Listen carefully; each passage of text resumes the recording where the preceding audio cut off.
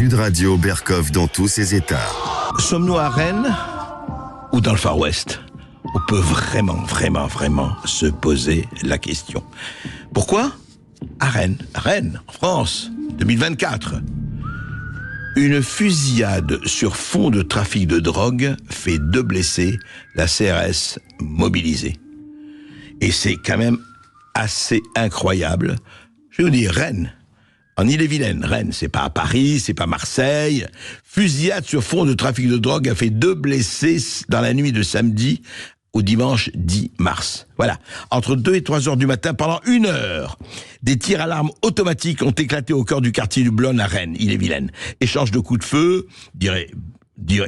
pendant plus d'1 heure, 2 hommes de 23 et 29 ans ont été blessés. Voilà, des individus cagoulés, gilets pare-balles, s'il vous plaît, gilets pare-balles, sont arrivés. Voilà, alors la police a dû faire appel au raid avant de prendre position. Voilà, Frédéric Gallet expliquait. Écoutez, Frédéric Gallet, qui est secrétaire départemental du syndicat de police Alliance. Écoutez, il raconte.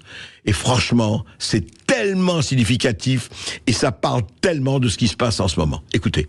Éventuellement, oui, des dealers ou des hommes armés, puissamment armés, comme cagoulés et porteurs du gilet pare-balles. On a pu le voir dans la nuit de dimanche, sévissent. Et la particularité de cet épisode sur Rennes, qui est une ville moyenne, où on est habitué malheureusement à l'utilisation des armes sur ces points de deal, parce que c'est pas la première fois ni dans ce secteur ni dans d'autres secteurs où le deal sévit. C'est la longueur des échanges qui ont duré plus d'1 heure.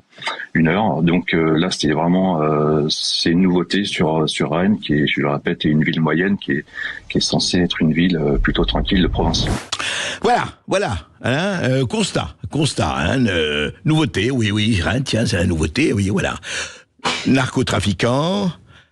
Bataille rangée, armée, parce que, attention, nous, on n'a pas le droit d'avoir des armes, bien sûr, non, mais c'est normal. La violence légitime. Alors, qui a la violence légitime aujourd'hui ? Les policiers, l'armée et les dealers. Il faut le dire. Il y a 3 puissances en France, et non pas 2, qui ont l'usage de la violence légitime. Quand je dis légitime, vous comprenez, entre guillemets. Enfin, qui ont des armes, qui portent des armes, et qu'on n'arrive pas à désarmer. C'est quoi ? C'est les narcotrafiquants.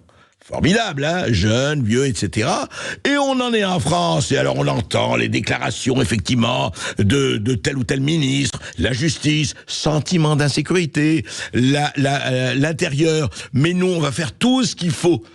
Attendez, en attendant, aujourd'hui Rennes, hier Paris, Marseille, demain quoi ? Ça veut dire simplement que voilà, ça s'est installé, c'est là, et encore une fois, tant qu'il y aura une 3e partie de la population au milieu qui a les armes, et qui a les armes, qui n'a pas la violence, qui a la violence illégale, la violence illégitime, mais ça ne les empêche absolument pas d'avoir gilet pare-balles, d'avoir des Kalachnikov ou des AK-47 ou autres armes au goût étrange venues d'ailleurs, notamment d'Ukraine, et qui, elles, continuent leur trafic, leurs échanges de coups de feu, leurs fusillades, et puis s'il y a des innocents qui meurent, écoutez, voilà, ça fait partie, il faut s'habituer, comme disait l'autre, à la violence. Non, il ne faut pas s'habituer, et nous ne nous habituerons jamais.